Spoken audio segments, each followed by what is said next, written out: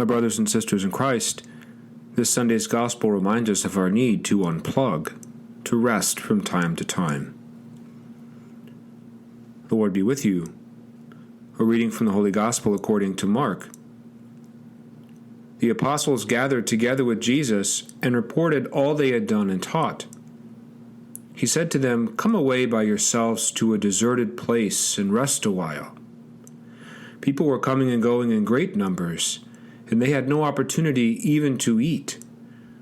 So they went off in the boat by themselves to a deserted place. People saw them leaving, and many came to know about it. They hastened there on foot from all the towns and arrived at the place before them. When he disembarked and saw the vast crowd, his heart was moved with pity for them, for they were like sheep without a shepherd. And he began to teach them many things. The Gospel of the Lord.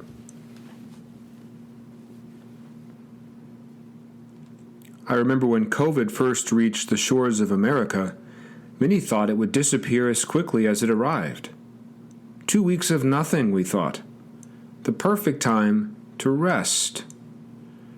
What was thought to be a temporary lockdown offered us the opportunity to satisfy needs our culture seems to undervalue. Our need for space, reflection, solitude, recreation, and sleep. Yet 16 months have come and gone, and many Americans are more tired, restless, and bored than they were before the pandemic began. A recent study suggests that 60% of Americans, 6 out of 10, are experiencing some level of pandemic-related insomnia. Part of that has been driven by an increase in online activity, blurring the lines between our home and the office, including Zoom calls for hours on end. Many of us tried seeing the bright side to snatching 2 weeks of rest. But looking back, I'm sure some feel anything but rested. Which begs the question, what does it mean to rest?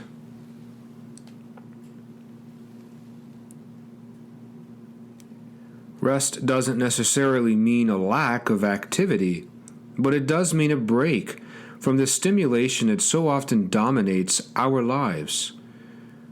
It means a break from emails, text messages, social media, Zoom calls, voicemails, the news, and work-related demands we often bring home. It means a break from our need to achieve, to get things done, to squeeze every minute out of the day. In a word, to rest means to unplug. How much does technology dominate our lives? Does more time spent in front of a screen increase our overall sense of happiness? Does it do the opposite?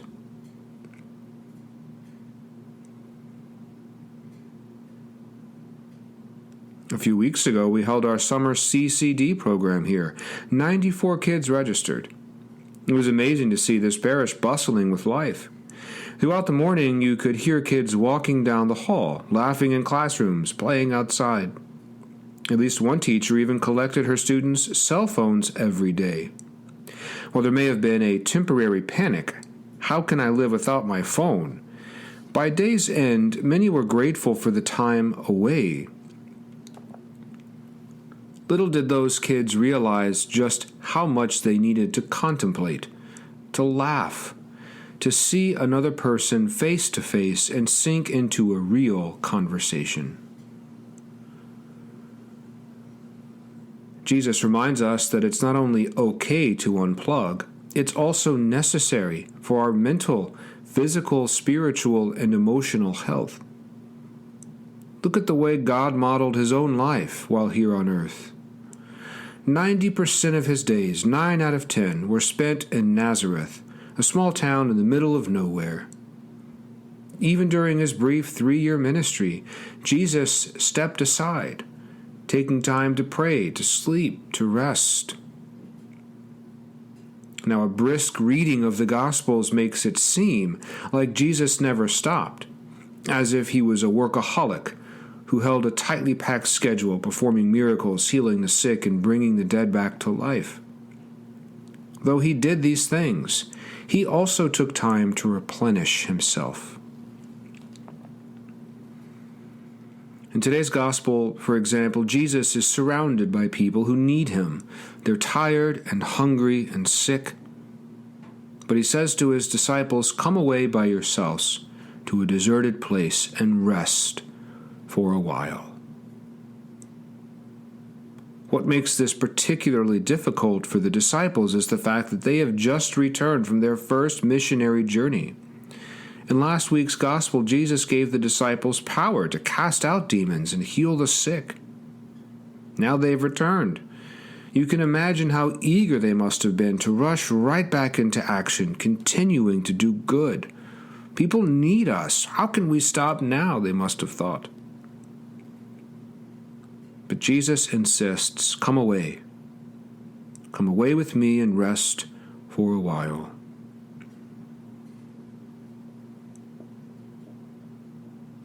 Jesus sees people like us, who, if we're not careful, can make work an idol, who can make success an idol, who can make finances an idol, who can quickly become overstimulated and burn out. If the disciples are to make it for the long haul, then they must take time to rest. Some of them will be in ministry for the next 3 to 4 decades. They too need a life-work ministry balance. Some say this idea of rest is what makes us particularly human.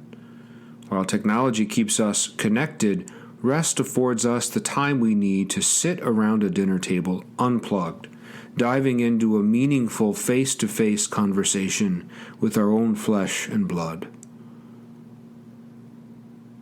What would it look like for me to rest this week with the Lord, or to rest with my loved ones? When and how can I unplug?